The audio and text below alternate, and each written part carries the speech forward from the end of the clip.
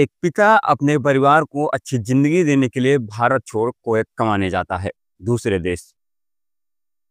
अपनी 12 साल की बेटी को उसके मौसी के घर छोड़कर जाता है कि जब कमाई अच्छी होगी तो बेटी की एडमिशन कुवैत में करा देंगे। लेकिन उसे क्या पता था कि जिसके ऊपर भरोसा करके जा रहा है, वही उसकी बेटी के साथ कुछ ऐसा करेंगे।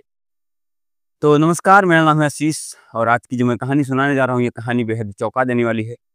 दरअसल ये घटना है मध्य प्रदेश के अन्नामय जिले की। मध्य प्रदेश के अन्नामय जिले में पिता का नाम होता है अंजना प्रसाद। अंजना प्रसाद, उनके साथ ही उसकी पत्नी चंद्रकला। दोनों एक रोज़ सोचते हैं कि शायद अब परिवार यहाँ से तो नहीं चलेगा, कुछ आगे जाना पड़ेगा, तो वो भारत से जाते हैं कुवैत। कुवैत में वो जाने से पहले अपनी 12 साल की बेटी को उसके मौसी के घर छोड़ देते हैं कि यहाँ पर रहेगी, खाएगी, पिएगी। जब कुछ दिन बाद, ताकि इसकी पढ़ाई पर असर ना पड़े, यहाँ पर पढ़ती रहेगी वो। जब कुछ दिन बाद हमारी कमाई अच्छी होगी तो स्कूल ले जाकर कुवैत में एडमिशन कराएँगे और एक अच्छी शिक्षा देंगे। वो दोनों उसे छोड़कर चले जाते हैं, लेकिन कुछ दिनों बाद ही कुछ ऐसा होता है जिसे शायद सोचकर कल्पना भी नहीं किया जा सकता। दरअसल उसकी मौसी, जिनका नाम होता है लक्ष्मी, उनके ससुर उनके उस बेटी के साथ यौन उत्पीड़न करते हैं, उसके साथ बर्बरता करते हैं, उसके साथ ज़बरदस्ती करते हैं। ये बात जब वो अपने मौसी को बताती है तो उससे चुप रहने के लिए कहती हैं कि बेटा, इसके बाद के लिए तुम चुप रहो, नहीं तो बहुत बुरा होगा। अब जब ये बात वो बेटी सुनती है तो एक रोज़ वो जो लक्ष्मी होती हैं, वो उन दोनों चंद्रकला और अंजना के पास फ़ोन करती हैं, कहती हैं कि तुम अपनी बेटी को ले जाओ यहाँ से। जब वो ये बात सुनते हैं तो कहते हैं क्यों ले जाऊँ? वो वजह पूछते हैं तो वजह बताती नहीं हैं। जब वजह नहीं बताती तो वो दोनों कुवैत से वापस आते हैं।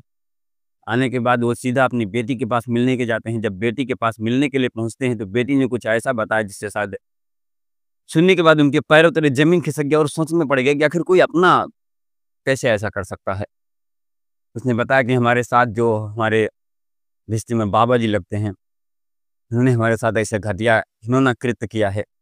जिसके बाद वो अपनी बेटी को लेकर अपने घर वापस चला आता है। लेकिन जब वो 6-7 दिसंबर 2024 को जब वो रिटर्न जाने वाला होता है अपने पूरे परिवार के साथ, जब कुवैत जाने वाला है, उसी बीच उसने करीब रात को 9 से 10 बजे वो वहाँ पर जाता है, लक्ष्मी के घर पर जाता है। उसके जो ससुर होते हैं वो घर के बाहर सोए हुए होते हैं। एक धारदार हथियार से उनका कत्ल करता है। कत्ल करने के बाद वापस कुवैत लौट जाता है। अब जब सुबह होती है, लोगों के बीच सनसनी फैलती है, लोगों के बीच कहीं न कहीं हड़कंप मचता है कि आखिर ऐसा किसने किया? तो पता चलता है कि ये अंजना ने किया है। जब अंजना का सर पुलिस जो होती है वो ढूँढने की कोशिश करती है तो पता चलता है कि अंजना वापस कुवैत पहुँच चुके हैं।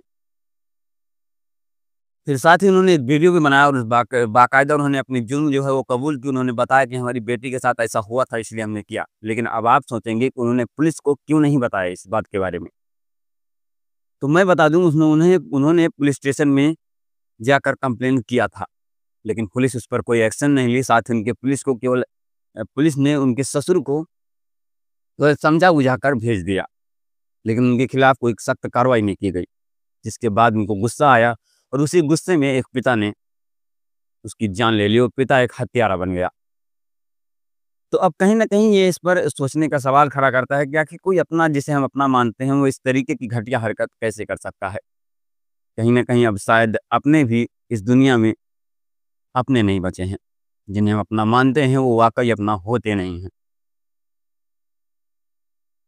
तो अब उसकी मौसी के ऊपर भी केस दर्ज किया गया है। साथ ही साथ अंजना को भारत बुलाने की अपील की जा रही है कि आप भारत आओ, क्योंकि आपने जुर्म किया है, आपको जुर्म कबूल किया है तो भारत आना पड़ेगा। साथ ही उन्होंने एक वीडियो में बाकायदा अपना जुर्म कबूल किया था।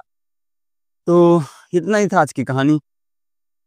बाकी आप भी अपनों के ऊपर अगर भरोसा करते हैं तो एक बार ध्यान ज़रूर दीजिएगा कि क्या वो वाक़ई में अपना ही है या कोई पराया है।